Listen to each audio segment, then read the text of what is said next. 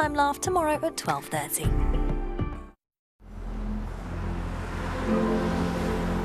Now the latest ITV news from Granada Reports in the northwest.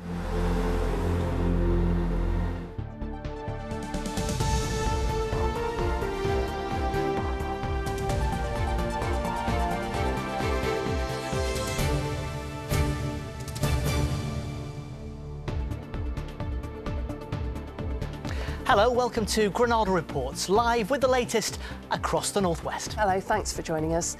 Here's what's coming up on tonight's programme. He will stay in jail because of concerns for public safety. No parole for Jon Venables, one of the killers of the toddler James Bulger. Revised plans for the clean air zone and a pledge no driver will be charged. Lady Milliner's life and those of hundreds of other children were saved from the Nazis by one man. Now his amazing life is being brought to the big screen. More questions facing Manchester United as they crash out of the Champions League.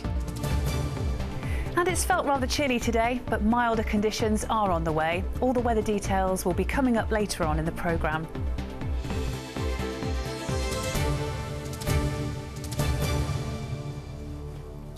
First, the Parole Board has concluded that one of the killers of James Bulger in Merseyside still poses a danger to children. Jon Venables' bid to be free from jail was refused today. Yeah, the board concluded that Venables, who is now 41, could go on to offend again. He was 10 when he murdered James and had been released from that original sentence. Our correspondent Anne O'Connor has the latest on this. So, Anne, remind us, how did he end up in prison again? Well, as you say, Jon Venables and Robert Thompson were jailed in 1993 for James Bulger's murder. They were released with a new identity in 2001. But Jon Venables was called back to prison in 2010 when it was discovered that he was looking at indecent images of children online. Now, he was released again in 2013 and called back to prison again in 2017 for exactly the same offence. The Parole Board had considered his case in a private hearing and today refused his release, saying it was not satisfied that it would be safe for the protection of the public. It said Venables had accepted that he has a long-term sexual interest in children, despite the considerable amount of work that had been done about that risk. In prison, he has a history of taking drugs and secretly trying to get onto the internet.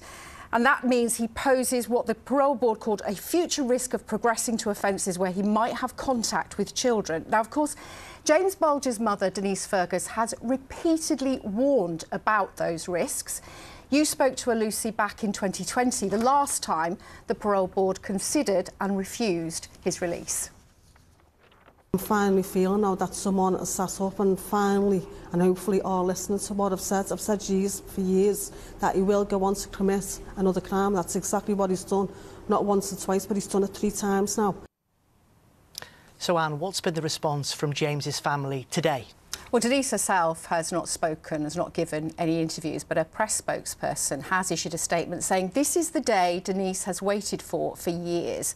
The prospect of him, Jon Venables, coming out was terrifying, as we knew he'd harm again. This is a day we celebrate and we thank the Parole Board for making the correct decision. That was echoed by the Justice Secretary, Alex Chalk, who himself had opposed the release. James Bulger's barbaric murder, he said, was a crime that shocked the nation, and I welcome the Parole Board's decision to keep its killer behind bars.